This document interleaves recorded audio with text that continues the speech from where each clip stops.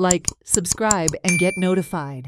सोबीत अशा सुंदर आमच्या गोयचो 64वा स्वातंत्र्य दिन आमकां 1961 स्वातंत्र्य मेळ्ळें आणि हे स्वातंत्र्य मेळोवपा संबंधी खुबशे झुजारी तांकां आमी स्वातंत्र्य सैनीक म्हणटात.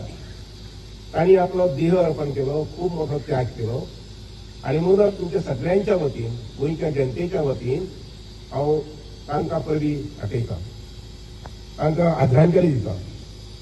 आणि ह्या आदरांजली बरोबर तुमकां सगळ्यांक 64वो आमचो स्वातंत्र्य दिन जो आसा पळय न्ही तो साजरो करपाक तुमी हांगा सगळे जमले मोठ्या उर्बेन, मोठ्या खुशयेन, मोठ्या सोयिस्कायेन आणि म्हणून तुमकां सगळ्यांक संदी दिता.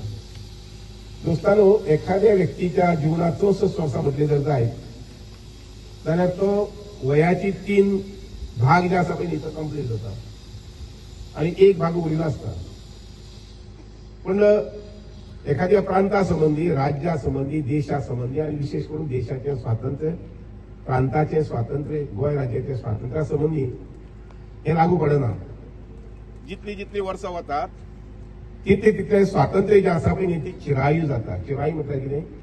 ताका तरणाटपण येता, ताका तरणाटपण येता.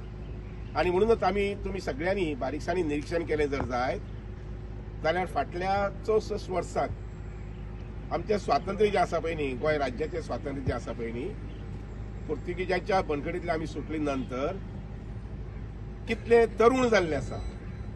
ताका बरोबर शब्द तरुण, कितले तरुण आमचे स्वातंत्र्य जाल्ले आसा. आणि जसजशी वर्सां वतली तसतशे आनीक तरुण जायत वतले, प्रौढावस्थेत येत रावतले. आणि हाजो अर्थ म्हटल्यार कितें?